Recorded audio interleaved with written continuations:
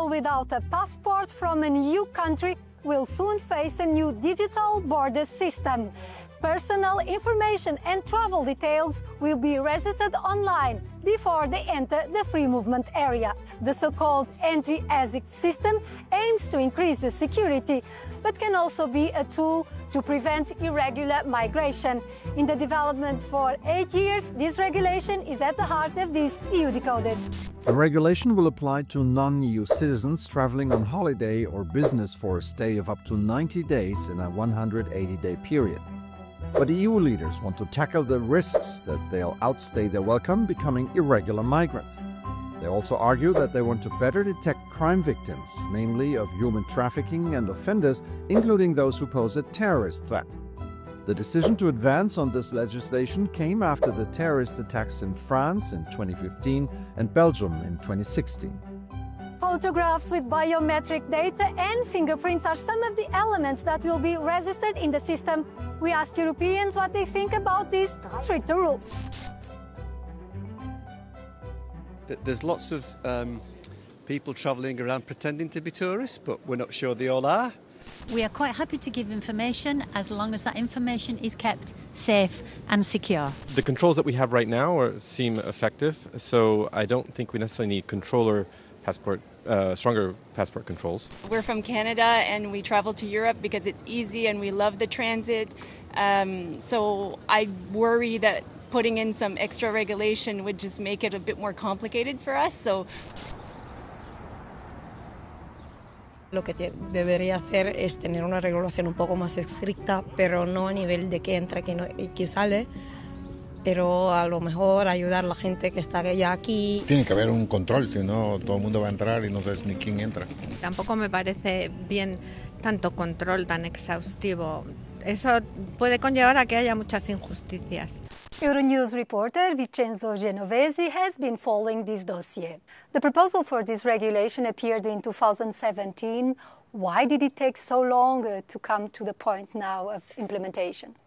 According to my understanding, the issues were more at the technical level, because the regulation for entry-exit system was agreed just 1 year after the proposal, but then every country concerned has to present a declaration of readiness, and apparently it took a while to build up the system. The system will register the person's name, the type of travel document, and biometric data, so fingerprints and facial images. They will also check at which moment they enter and exit. The regulation is presented as means to increase security, but isn't it also a tool for migration control? It's definitely a tool for migration control, in my opinion, because we know that a large part, maybe even the largest part of irregular migrants in the European Union come in a regular way. So with this system, national authorities will be able to check when the permit of a person is expired. Once the European Commission sets a date, which might be in autumn, we heard the progressive implementation may take up to 6 months. Is this a technical issue? Which countries will probably be more proactive? Yes, indeed. The Polish presidency of the Council set a goal to start in October. Then countries have a choice. They can adopt a gradual approach, or they go straight into full application.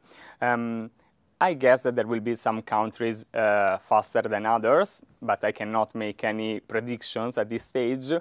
I also expect that it will be easier to enforce this in the airports, for example, and it will be more difficult to enforce this system and at other crossing points like the land border crossing points. 25 EU member states will use the scheme, except Cyprus and Ireland, that will continue to stamp passports manually. It also applies to 4 Schengen associate countries: Iceland, Liechtenstein, Norway and Switzerland. The data will be accessible for border control authorities, the police authorities of each country, and Europol, that is the EU agency for law enforcement cooperation. With us is the rapporteur for this regulation in the European Parliament, Asita Kanko, Belgian member of the European Conservatives and Reformists. Welcome, madam. How confident are you that this system will be in place without creating too much cybersecurity risks and maybe even long queues for users, notably the tourists?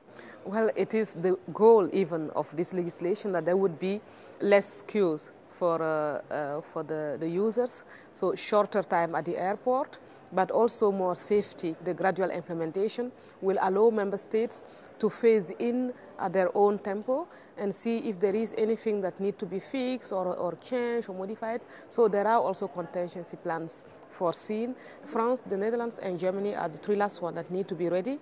And we are going to go in trilogue and negotiate with the Council and look at where there are still concerns and how we can fix them. What impact do you expect in controlling international crime, for example, which is a priority? Exactly. Thanks to the EES, we are going to give the opportunity to our law enforcement agents to look live into simultaneous data to track criminals. Can you imagine the agent sitting on a pile of paper and trying to find something? Then the criminal is already very far away. And we should not forget that this legislation came first into life 8 years ago after the terror attacks of Brussels, Zaventem and Paris. But 8 years have passed and we are still not capable of protecting our citizens against what happened then because we did not implement our legislation and we are worried about other kind of threats. But we need to be ready to fight terrorism. Illegal migration is also a topic important here because there's illegal migration and there's also maybe a risk of restricting the rights of asylum seekers that don't have a way to comply with bureaucracy when they are fleeing for protection in another country. I think the point here with the EES is to protect European citizens and to protect our cities and home against terrorists and to make sure that if you have bad intentions or if your data is not clear, that you cannot cross the border. So, however, I believe that the most important thing for an asylum seeker is to be safe. When people need protection, of course, there are procedures that already exist, and it is the member states that can actually follow these procedures and analyze every case by case. Border security will continue to be a priority with new legislation next year. The European Travel Information and Authorization System will apply to people from 59 visa-exempted countries. They will have to demand authorization online and pay a fee in a scheme similar to the ones used at United Kingdom and United States. People are traveling more and more, but they are also facing increasing controls at the borders.